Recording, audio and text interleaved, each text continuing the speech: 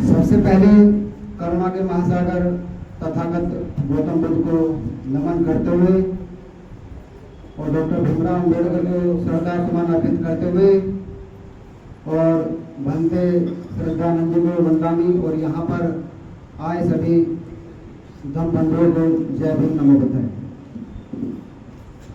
एक छोटी सी स्टोरी मैं बताऊंगा भगवान बुद्ध के समय की और सभी लोग उस स्टोरी को जो है ध्यान से सुने।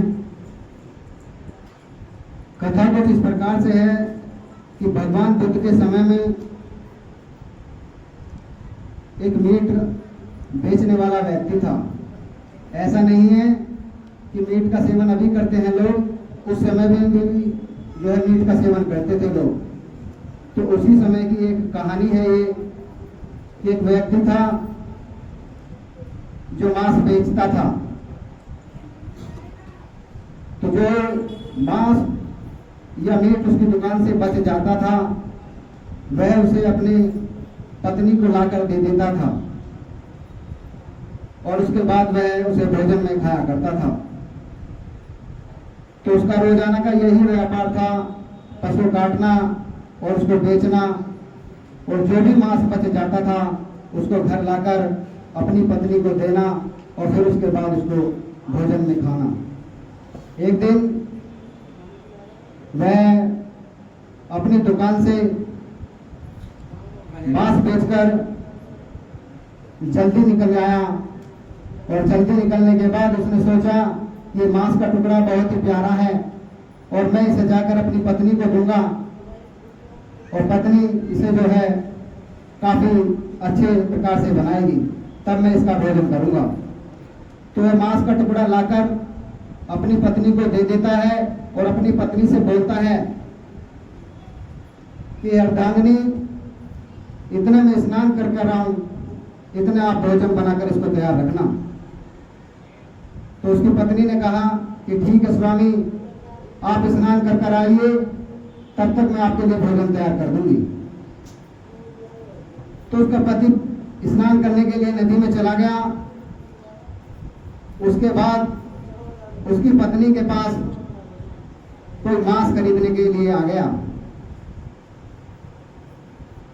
उसकी पत्नी ने उससे कहा कि मीट तो नहीं है, अब आप कल आना और कल ही लेना। लेकिन उस व्यक्ति को जरूरत थी या जे थी, वो कहने लगा कि मुझे जो भी आपके पास मांस का टुकड़ा हो या मांस हो आप मुझे दे दीजिए। यदि आप उसे 10 रुपए किलो बेचा करती थी तो मैं उसके दाम 20 रुपए दूंगा। तो उसकी पत्नी को भी लालच आ गया। तो लालच उसकी पत्नी को आ गया तो उसकी पत्नी ने उस मांस के टुकड़े को जो उसका पति रोजाना रेट में देता था उससे कहीं ज्यादा रेट में उसको दे दिया। तो उसका पति जैसे ही स्नान कर वापस घर लौटता है तो अपनी पत्नी से बोलता है कि लाओ भोजन दीजिए।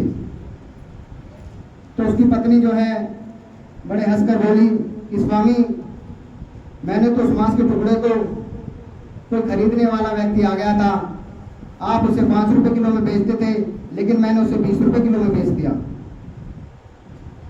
तो उसने कहा चलो ठीक है, लेकिन मुझे तो भूख लगी है, मुझे तो भोजन चाहिए। तो तभी वह अंदर से छुरी निकाल कर लेकर आता है और पास में खड़े बैल का मुंह फाड़कर उसकी जीभ काटकर अपनी पत्नी को दे देता है कि लो इसका भोजन बनाइए। तो पास ही में उसका एक बेटा था जिसका नाम निर्भीक था। वो इस सारी घटना को देखता है। तो बेटा ये बोला कि हमारा पिता कितना निर्दयी हो चुका है कि एक निर्बल पशु की इसने जीभ काटकर मेरी मम्मी को दे दी है भोजन बनाने के लिए, क्या इन पर एक दिन के लिए बगैर मांस के नहीं रहा गया। दोस्तों, जैसे दारू की लत व्यक्ति को लग जाती है, ऐसी उसके पिताजी को जो है रोज मीट की लत लग गई थी। और ये सारा ताना बाना तुम्हारी और हमारी इस 1 किलो या 2 किलो की खोपड़ी के अंदर 10,000 करोड़ न्यूरॉन्स हैं। ये सब खेल उनका होता है। ये सारा खेल जो भी तुम करते हो, गलत करते हो, सही करते हो, ये सारा खेल जो है, जो तुम्हारी खोपड़ी के अंदर 10,000 करोड़ न्यूरॉन्स हैं, ये सब उनका होता है। किसी रोज अगले संडे में इस पर चर्चा करेंगे।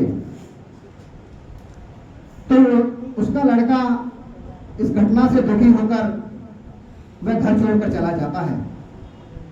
जब उसका बेटा घर छोड़कर चला जाता है तो वो किसी सुनार के वहां जाकर काम सीखने लग जाता है। तो सुनार ने उसको अपने काम पर रख लिया और धीरे धीरे उसने वहां से धन इकट्ठा कर करके और एक बार फिर अपनी माँ के पास आता है और माँ से आके बोलता है कि मुझे भी जो है सोने चांदी का व्यापार करना है, एक दुकान खोलनी है, माता कुछ पैसे आपके पास हो तो मुझे दे दीजिए। तो उसकी माता ने कुछ धन इकट्ठा कर रखा था, उस धन को अपने पति से छिपाकर अपने बेटे को दे दिया और कुछ धन उस बेटे के पास था, उसने सारा पैसा इकट्ठा करके उसने भी एक छोटी सी सोने चांदी की दुकान खोल दी। धीरे धीरे समय गुजरता गया, उस लड़के की दुकान आगे चलती गई और एक दिन वो काफी बड़ी दुकान उसने सोने चांदी की कर ली। तो जिस व्यक्ति के पास या जिस सुनार के पास उसने काम सीखा था, उस सुनार ने अपनी बेटी की शादी उस लड़के के साथ कर दी। जब उस लड़की की शादी उस लड़के के साथ कर दी तो समय जैसे जैसे बीतता गया तो उसके जो है बच्चे भी हुए और वो लड़की और उस लड़की का पिता वो बौद्ध धर्म की जो फिलॉसफी थी, जो बुद्ध के विचार थे, जो बुद्ध की फिलॉसफी थी, उसको फॉलोअर था। तो सीधी सी बात है, वो लड़की भी बुद्ध के विचारों से प्रभावित थी।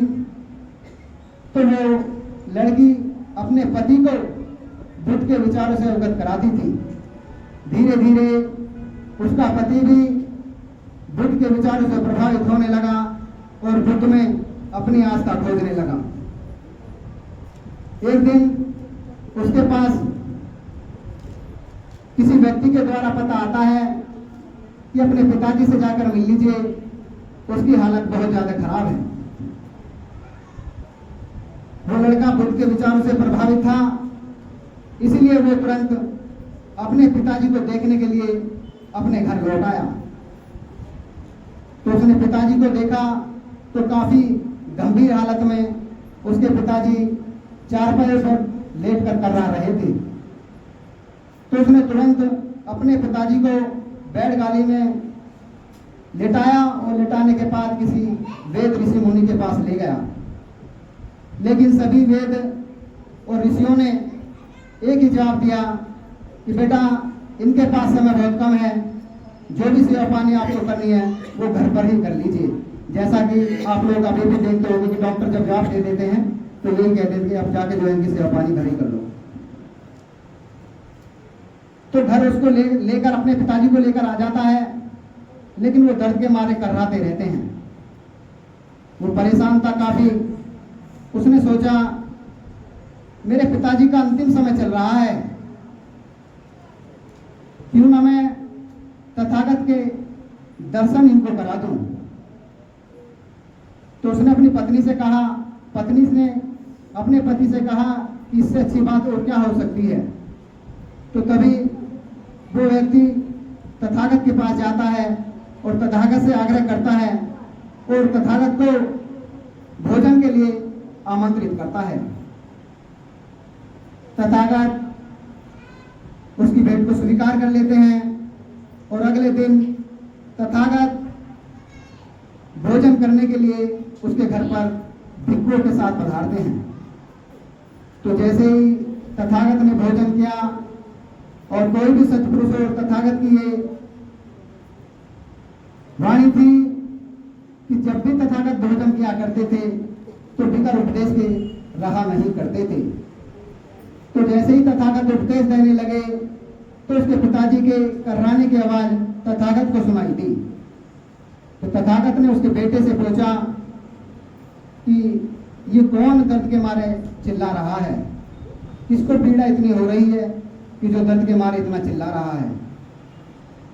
तो लड़के ने तथागत से कहा कि ये मेरे पिताजी हैं जो काफी लंबे समय से बीमार हैं और दर्द के मारे ये चिल्ला रहे हैं। तो तथागत ने कहा कि मुझे उनके पास ले चलो। तो लड़का उनको तथागत को अपने पिताजी के पास ले गया। तब तथागत ने उसके पिताजी से कहा कि काफ़ी दर्द, मुझे लगता है कि काफ़ी दर्द आपको हो रहा है, काफ़ी पीड़ा हो रही है, लेकिन मुझे एक बात बताओ कि तुम्हारे जीवन की अंतिम सांसें चल रही हैं और इस जीवन धारा में जब से तुम्हारा जन्म हुआ है और अब तक तुमने कुछ पाथेय कमाया है। पाथेय का मतलब यहाँ से ये है कि तुमने कुछ सत्कार्य करे हैं, कुछ दान पुण्य करा है अपने जीवन में, तो पाथेय का मतलब ये होता है। तो उसके पिताजी ने कहा कि मैंने कोई पाथेय अपने जीवन में नहीं कमाया। तो तथागत ने कहा कि तुम्हारे पास अंतिम समय है और तुम बचोगे नहीं और तुम्हारी मृत्यु होने वाली है कुछ ही क्षणों में, क्योंकि कभी भी जो भी सत्य पुरुष बोलता है वो सत्य ही बोलता है। ऐसा नहीं तथागत ने कहा कि तुम बच जाओगे, एक दो दिन तुम्हें समय और मिल जाएगा, तुम्हारी जान बच जाएगी, तुम अच्छा हो जाओगे, लेकिन जो भी सत्य पुरुष होता है वो सत्य ही बाहर आता है उनकी वाणी से। और तथागत ने सत्य ही कहा कि तुम जो है कुछ ही समय, कुछ ही पल तुम्हारे समय पास बचा हुआ है। तो तथागत ने कहा कि तुमने अपने जीवन में कुछ बात ही नहीं कमाया, और ये जो व्यक्ति अपने जीवन में दान पुण्य करके या अच्छे कर्म करके या सत्कर्म करके पाथेय कमाता है, उसका रूप जैसे ही व्यक्ति की अंतिम सांसें निकलती हैं उसका रूप वहां देखने को मिलता है, लेकिन दिखाई नहीं देता। वो इस शरीर से, तुम्हारे शरीर से चेतना निकलने ही वाली है, लेकिन तुमने अपने जीवन में कोई पाथेय नहीं कमाया है। अब ये मैं भी नहीं जानता कि इस शरीर से जो चेतना तुम्हारी निकलेगी वो किसका रूप धारण करेगी। इसलिए कुछ और भी लोग बोलना चाहते हैं, तो मेरा सभी से यही निवेदन है कि हर व्यक्ति जो है हर रोज एक सत्कर्म करे या दान पुण्य करे। अब सत्पुरुष में या सत्कार्य कर्म में किसी कुत्ते को रोटी दे दो, किसी गाय को दे दो, किसी बंदर को केला दे दो, अपने माँ या पिताजी के पैर दबा दो, तो रोज हर ना एक दिन एक ना एक आपको सत्कार्य करना पड़ेगा। और ये पाथेय तुम किसी और के लिए नहीं करोगे, सदा अपने जीवन के लिए करोगे, ताकि अंतिम समय में इस शरीर से चेतना निकलेगी और ये चेतना निकलने के बाद किसका रूप धारण करेगी ये तथागत ने भी कहा कि इसे मैं भी नहीं जानता।